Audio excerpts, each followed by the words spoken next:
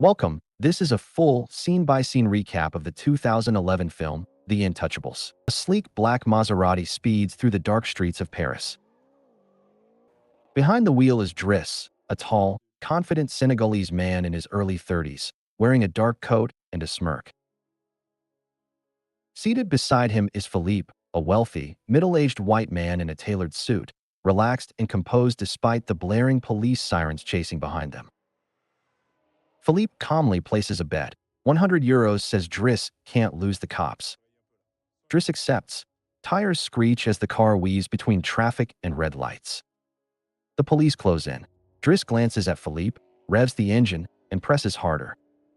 The chase ends as several police cars surround the vehicle. Officers rush over, shouting commands. Driss steps out with his hands raised. Philippe slumps in his seat, gasping faintly. Driss tells the officers that Philippe is having a seizure and they're heading to the hospital. Philippe continues moaning in distress. Driss doubles down, saying if they don't move now, Philippe could die. The cops hesitate.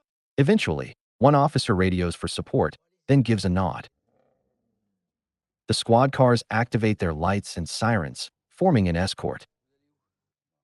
As they drive, Driss turns on the stereo and Earth, Wind and Fire's September fills the car.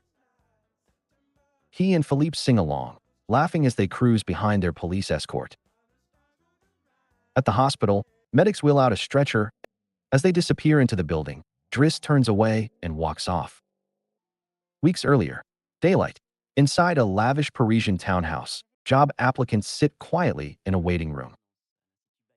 They're each there to apply for a position as live-in caregiver. A few are dressed in suits, holding folders of credentials. Among them is Driss, disheveled, relaxed.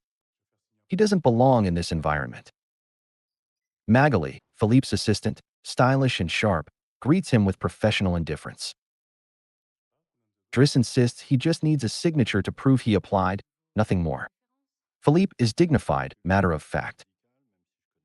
He questions Driss about his motivation. Driss jokes.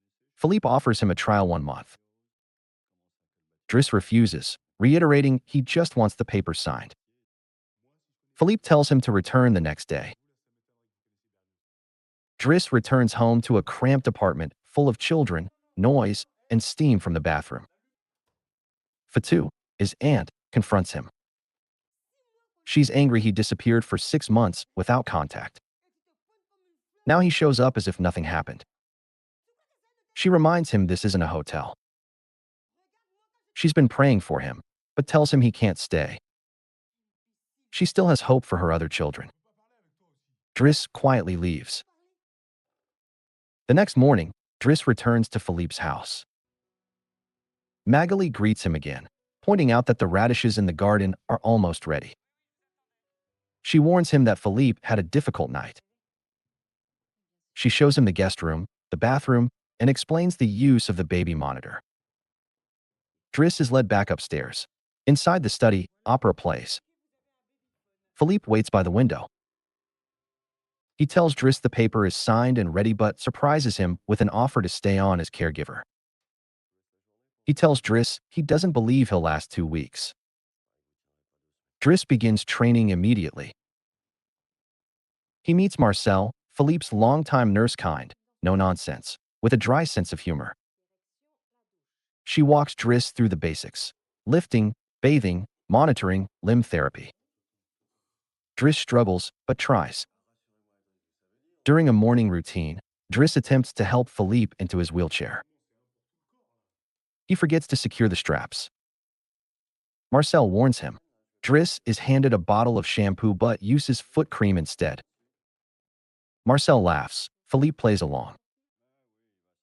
When Driss is told to put on Philippe's compression stockings, he flat out refuses. He jokes that it's not something men do. Philippe teases him about his earrings. Marcel tosses him gloves. Driss asks what they're for. Philippe tells him he's not ready for that part of the job yet.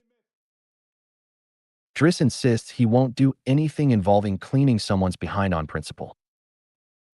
Later, at lunch, Driss walks in with food and casually joins the table. He flirts with Magali and teases Yvonne, the house manager. Philippe observes silently, clearly amused. Back in Philippe's room, Driss helps with leg therapy while Donny Hathaway's The Ghetto plays in the background. He massages Philippe's legs, asking if he can feel anything. Philippe says no. Driss keeps massaging, humming along. While tidying, Driss finds a folder marked personal. He opens it and flips through photos of a woman. Philippe asks him to stop. Driss shrugs and tosses it aside. The next morning, the baby monitor crackles. Philippe is calling. Magali knocks on Driss's door. It's nearly 9 a.m. Driss is still in the bathroom, joking about shower gel and asking for Nutella.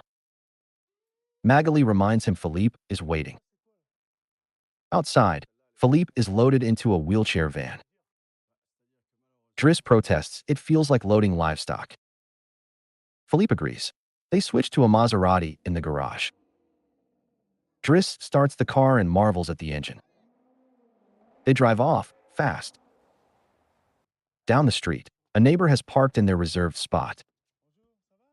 Driss confronts the man, mocks him, and forces him to read the sign aloud. The man moves the car.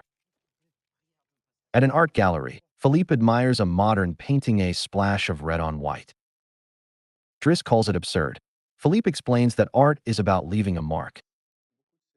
Driss jokes that he could make the same for 50 euros. Back at the house, he flirts with Magali and jokes about taking a bath together. She plays along briefly, then walks off laughing. Philippe sits by the window, waiting for the mail. He quotes Apollinaire, "I despair as I yearn for a letter from you." Driss overhears and mocks the line. Driss learns from Magali that Philippe writes letters to a woman named Eleanor. They've never met. The relationship is purely through written correspondence. Driss teases him. He also starts joking about Magali and Albert, the gardener. Late one night, Philippe suffers a phantom pain episode. He gasps for air, panicking. Driss finds him hunched over, struggling to breathe. He opens a window and kneels down, speaking calmly. Philippe slowly regains control. They sit outside in silence. Philippe talks about what phantom pain feels like being burned alive in a body he can't feel. Driss listens. He lights a joint and hands it to Philippe. They smoke together. Philippe explains that while he's paralyzed, intimacy is still possible, especially through areas like the ears. Driss laughs, teasing him about ear fetishes.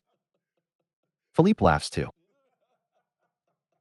Philippe opens up about his wife, Alice. They met as students. She suffered multiple miscarriages and eventually died of a terminal illness. They adopted a daughter. Philippe's voice tightens as he speaks about her. At a restaurant, Driss complains that the chocolate cake is undercooked. The waiter tells him it's molten on purpose. Driss still sends it back. Philippe reminisces about paragliding, soaring through the air, seeking thrills. He says he crashed during bad weather and broke 2 vertebrae. He talks about life in the chair, about how losing Alice hurt more than losing movement. Driss quietly listens. Philippe tells Driss his trial month is over. He's officially hired. Driss grins. Philippe then asks about a missing Faberge egg. Driss denies taking it. Later, Driss picks up his teenage daughter, Mina, from school. She doesn't say much. Driss tries to ask why she hasn't replied to his messages. She says she was busy. When he offers her a ride, she walks away. Driss yells after her, frustrated. Back at the house, Driss reads one of Philippe's poems aloud. He struggles with the language. Symbolic world, ancient sphinx. He gets annoyed. He asks what Eleanor looks like. Philippe admits he doesn't know. Driss finds Eleanor's phone number. Philippe refuses to call. Driss dials anyway. A woman picks up. Soon after,